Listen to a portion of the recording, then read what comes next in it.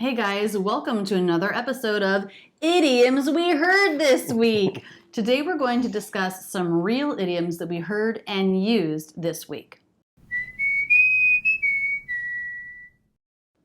David, you thought of a great one. Now, this isn't really an idiom, but it's an interesting way to use a word. So many words in American English have different uses, different meanings, and one of them is waffle. What do you think of when you hear the word waffle? I think of delicious breakfast. Oh, I thought of crappy frozen Eggo breakfast. Okay, so it can be homemade and delicious. It can be less good and frozen. Right. But a lot of people probably think first of the food. Yes, definitely. You think first of the food. But then you used it in a different way this week. Right. So I used it to say equivocating, right? Going back and forth. That's a hard word. Yeah, let's use a simpler word. Going back and forth about something. Unsure about what decision to make. Right. Mm-hmm. So we were talking about potty training with Stony, who's 2 years and 4 months, and it's time to do it. Time to do it. But I was waffling. I was feeling like, yes, it's time to do it, but oh, it's going to be so hard. Maybe we can put it off for a little bit. And do we do it for the nighttime potty training at the same time? Which method do you use? Right. So I know in my heart that it's time, but also I wish it wasn't. And so I was waffling a little bit. I was going back and forth. He was waffling. Now, another thing that has been a phenomenon sort of recently is the idea of waffling something. Can you waffle it? Do you know what I'm talking about? No. It's like putting all sorts of different foods in a waffle iron. I did not know to that see that what was happens. a thing. That's a thing. Okay, I'm going to put a link to that in the description below. I'm pretty sure I can find a video of someone putting weird things in a waffle iron. A waffle iron is the kitchen appliance that you use to make waffles at home. Another word like that where it's a single word, single spelling, but it has lots of different ways it's used is the word smart. And I was thinking about, so we're watching the NBA playoffs. By the time this goes live, perhaps a champion will have been declared already, but it's still playoff time now. And this player's for the Celtics, right? Right. Boston Celtics. And his last name is Smart. And we were watching the game a couple nights ago and something happened. He kind of got knocked to the ground. It looked like it hurt. And I said, oh, that's gotta smart. Which is hilarious because his last name is Smart. But what that means is if something smarts, I think it can be both physical and emotional, don't you? Yeah. Mm-hmm. So if it smarts, like let's say you scrape your knee on cement and it stings, that smarts. Yeah. But also something can smart like if you run into your ex-boyfriend with his new girlfriend, that might smart. That might hurt emotionally. It's a little bit of an ouch, or ooh, that stings. Yeah, sting. That's a good way physically and emotionally to describe it. Yeah. It has another meaning completely unrelated, which I think of when I think of the way someone dresses. Like smart dresser. Right. I would say clean lines, simple, chic, sophisticated. Mm-hmm. Any other words you would use for that? No, you got it. Yeah, so smart can be used a couple different ways. An idiom that I heard this week, I was talking with my friend who was talking about his wife, and he was saying how she does most of the parenting in their family. And he used the phrase, she does the lion's share of the parenting. And I thought, oh, good idiom. The lion's share is the majority of. So let's say you're working on a group project, but the other people, they're too busy, they're not really focused on it. You end up doing the lion's share of the work. And you hope that your professor notices because you want to get credit for that. The lion's share, the majority.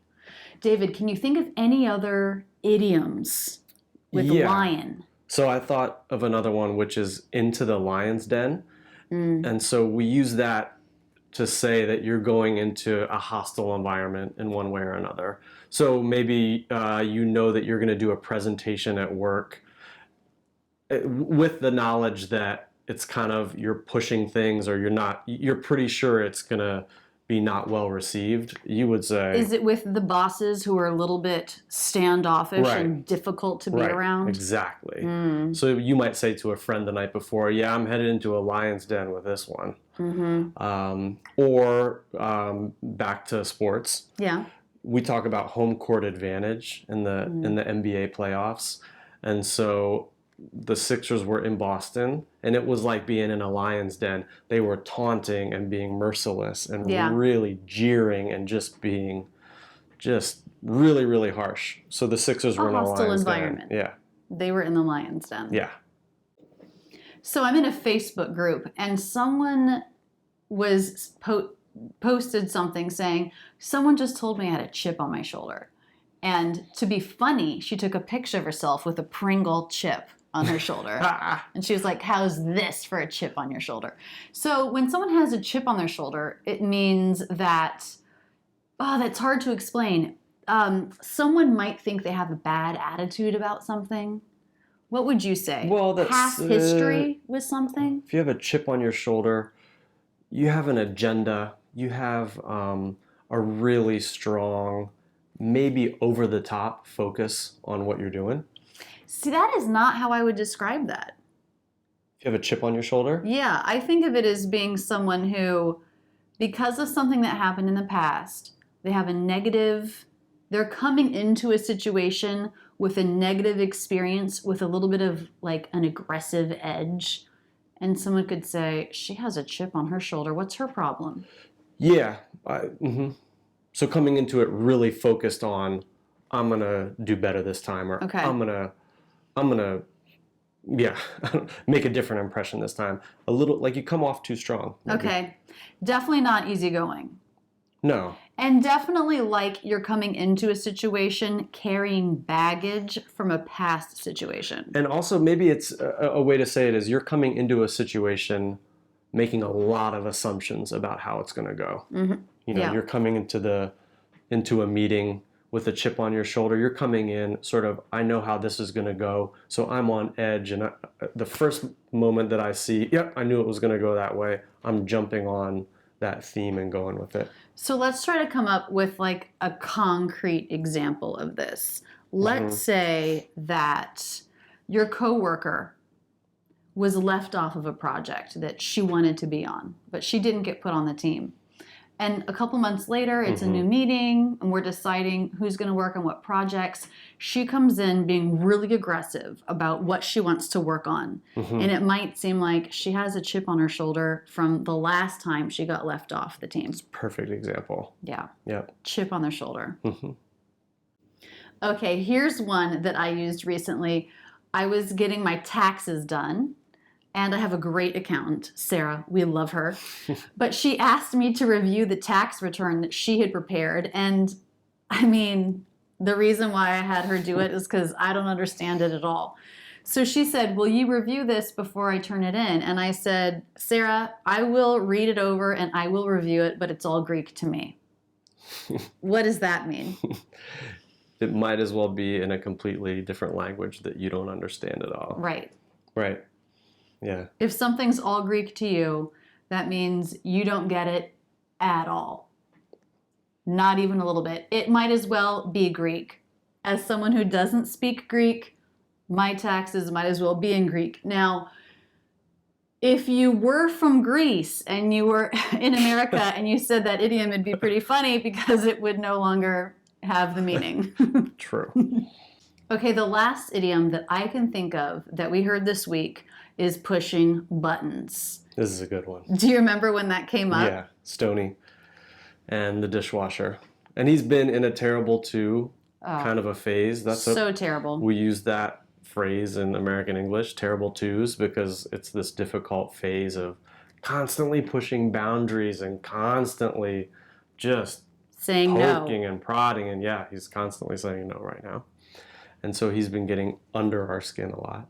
Another good one. Another good one. Love the kid, but he gets under your skin when he's constantly screaming no, throwing a fit, having a meltdown, etc. Irritating. Yes. So go ahead with pushing buttons. So he likes to push the buttons on our dishwasher. And sometimes it turns on and it's a mess and it's not full or whatever. He screws it up. And so he was pushing the buttons and David asked him not to. So of course he kept doing it. And David said, "Oh, you really know how to push buttons." And it was a double meaning because Stoney was literally pushing the buttons, but what it really meant was, you know how to do something that bothers me. To provoke me, to get under my skin. Exactly. To kind of be annoying on purpose. Yeah. Just to test the boundaries. Push your buttons. Yeah, that's right. So guys, that's it for idioms we heard this week. Is there an idiom that you've heard that you need help defining? Put it in the comments below. Also, I think this series with David doesn't just have to be about idioms. I think Right. we can open it up to other questions. Do you have a question about American culture or something like that? Feel free to ask. The other thing I wanted to say was this format of this more conversational video with David has grown out of the podcast that we did in 2017. We have about 25 episodes, and those are all available on iTunes. You can get them on my website. They're a great place to go to study idioms, and we talk about lots of things there. Our travels, we talk about pronunciation, of course. So please feel free to check out rachelsenglish.com/podcast. And that's it for now. We look forward to seeing your questions. That's it, and thanks so much for using Rachel's English. If you want to see my absolute latest video, click here. If you're new to the channel, check out this Where to Start playlist. Click here to subscribe. I make new videos on American English every Tuesday. To be sure we can keep in touch, click here to sign up for my newsletter. You'll get free lessons in your inbox every week.